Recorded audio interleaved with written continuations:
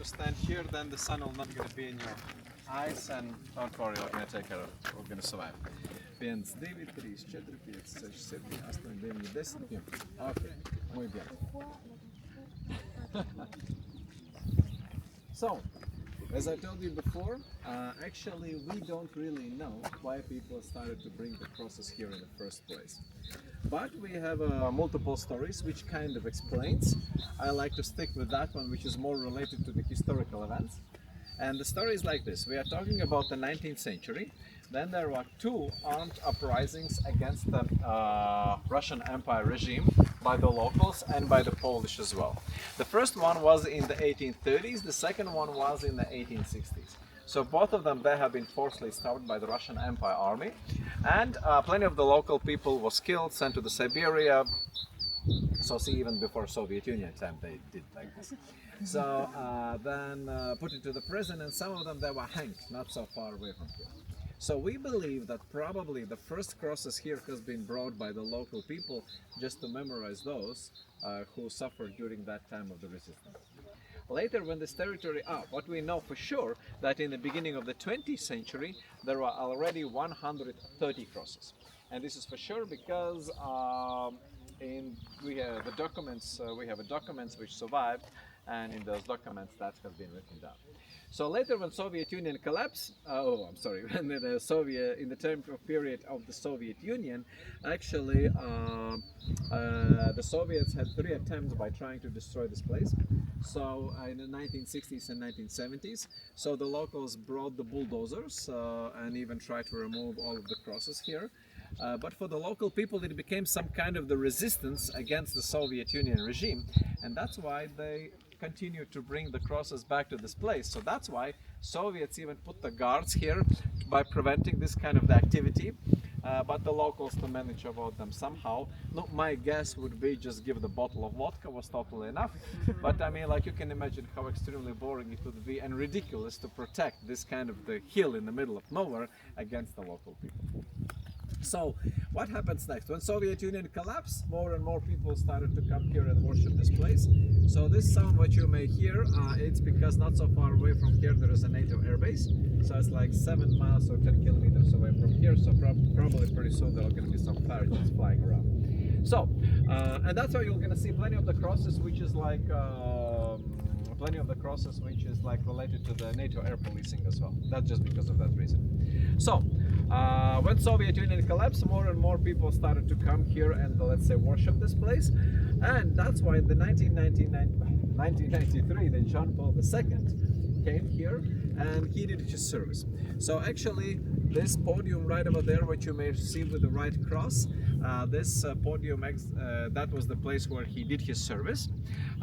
This cross right in the middle, it's representing his visit in 1993. From the right hand side you may see the text or testimonial to the Lithuanian people in English language. And when you're gonna climb up to the hill, behind the hill, you're gonna see the red building. So this is the monastery, and actually John Paul II, he convinced Franciscan monks to establish the monastery here. That's exactly what it was accomplished 25 years ago. And the monastery or chapel is open for the visitors. So if you want, feel free to go there, and maybe you're gonna see some monks from the Tuscany as well. So then it has been mentioned that there are approximately 200,000 of the crosses. So, but it's just a number which they had to write it down because nobody really knows, to be honestly, how many crosses there are. Technically, it's not possible to count them. So let's say if you take simple mathematical formula, like take a square meter and then count all the crosses, just be careful, and multiply with the territory. This is not gonna work this way, so it looks like it's gonna. So, no, it's okay. So and so later when you're gonna explore this place, you're gonna understand just by yourself what do I mean by this when I'm saying that it's technically not possible to count all of the crosses. So that's why it might be easily 500,000. We don't know. Actually, if you're talking about this country, it's Roman Catholic, so that's why this is the main religion here. That's the influence of the Polish. But actually I would say that this place is more representing people's faith instead of the religion, because there are most of the religions has been Christianity has been presented here, and additionally the Judaism has been presented here as well. So I would say that most of the crosses which you may see here, they are representing somebody's life story or something like that. So here you have to know only two rules. One, it's forbidden to bring the crosses from the cemetery because there are no buried people here at all. And the second rule is that if you decide to bring the cross, which is like 2 meters or higher, you have to inform local authorities 10 days before. And they're going to show you the place where you can install the cross. Otherwise, if it's less than 2 meters, put it wherever you want. And there is no any regulations about how the cross is supposed to look like as well. So that's why there are crosses which has been made from the stone, timber, I don't know, parts of the bicycle, then parts of the motorcycle. So even the 2 straws from the McDonald's is totally fine, as long as it's a cross. So because, as I said, like this is not more about, I would say, religious place. It's more a place which is representing the people's faith. So this is going to be the moment we're going to leave you on your own. So you're going to be able to explore this place just by yourself. Usually 1 hour is enough. If it's going to take a little bit more longer, no worries. I'm going to be just waiting for you in the van or in the information center. So like I don't know how to say Japanese one. I'm sorry. 1 hour.